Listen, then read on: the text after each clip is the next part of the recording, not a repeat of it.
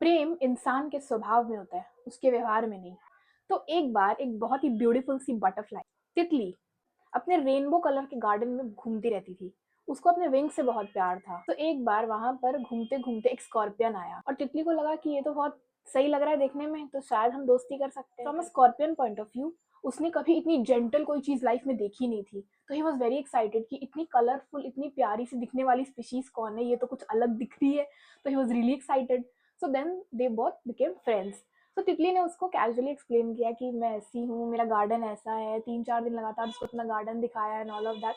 और उसने उसको ये भी बताया कि मैं अपने विंग से कितनी ज़्यादा अटैच हूँ और मुझे बहुत अच्छा लगता है जब मेरे कलरफुल विंग्स के बारे में कोई तारीफ करता है। उसने अपनी पूरी आइडेंटिटी उस उन विंग्स पर छोड़ रखी थी। तो स्कॉर्पियन ने उसको प्रॉमिस किया कि कोई बात नहीं, मैं तुम्हें कभी भी स्टिंग नहीं करूंगा या मैं तुम्हें कभी भी डंक नहीं मारूंगा, I take care of that and all of this. तो उनकी बहुत अच्छी दोस्ती हो गई। कुछ दिन के बाद क्या हुआ, रैंडमली स्कॉर्पियन ने तितली को डंक मारा। तितली वॉज शॉक्ड, ये कैसे हो गया, हम तो दोस्त थे, मैंने तुमको बताया था कि मुझे नहीं अच्छा लगता। स्कॉर्पियन ने कहा मैंने जानबूझ के नहीं किया। And scorpion really cried his heart out कि मैंने जानबूझकर नहीं किया, मुझे नहीं पता मुझसे कैसे हो गया, मुझे नहीं आइडिया है। और उनकी दोस्ती वापस नॉर्मल हो गई। कुछ दिनों बाद फिर से एक बार स्कॉर्पियन ने तितली को बहुत बुरे तरीके से स्टिंग किया। दिस टाइम तितली was not heart broken, she was devastated. क्यों? क्योंकि वो डंक कहीं और नहीं, उसके विंग्स पर पड़ा था। बहुत बहुत रोई कि ये नहीं करना था। और कहीं ना कहीं जो तितली की फ्लाइंग एबिलिटीज थी, जो तितली उड़ के इधर उधर अपने गार्डन में घूमती रहती थी, वो नहीं कर पा रही थी। क्यों? जब तक उसके विंग्स रिकवर नहीं करेंगे तब तक वो कैसे कर पाती। और उसके बाद से ना कहीं तितली स्कॉर्पियन से सतर्क हो गई थी कि अब ये ना मुझे कहीं का भी नहीं छोड़ेगा अगर मैं इसके साथ और देर घूमती रही तो। कुछ दिन बाद वापस स्कॉर्पियन ने तितली को जैसे ही डंक मारने की कोशिश की, तितली वहां से उड़ गई क्योंकि उसके विंग्स रिकवर कर गए थे।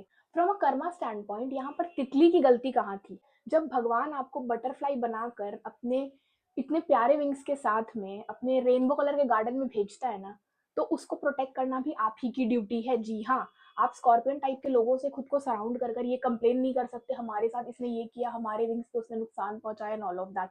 That is not possible. Temporarily ना बिहेवियर चेंज करना अपना बहुत आसान होता है और बहुत नॉर्मल भी है। हम 10 लोगों से मिलते हैं, 8 के साथ में हमारा बिहेवियर अलग ही होता है, लेकिन इंसान अपना नेचर नहीं छोड़ता। तो बिहेवियर के बेसिस पे प्यार को जज करना, स्कॉर्पियन का बिहेवियर भी तो बहुत अच्छा था, लेकिन उसने क्या किया, वो अपना नेचर नहीं छोड़ पाया अपना। Now from a scorpion point of view क्या वो गलत था? उसने तो सब कुछ अनइंटेंशनली किया था। उसका तो कोई इंटेंशन ही नहीं था तितली को हर्ट करने का। He even cried. इसका आंसर जानने के लिए go to check out episode 11 of the karma series, जहाँ पे स्कॉर्पियन का पॉइंट ऑफ व्यू बहुत क्लियरली एक्सप्लेन किया हो गया in detail. This is episode 19 of the karma series. I am CACS Anjali Soni signing off for the day. Do subscribe to my channel and stay tuned for more.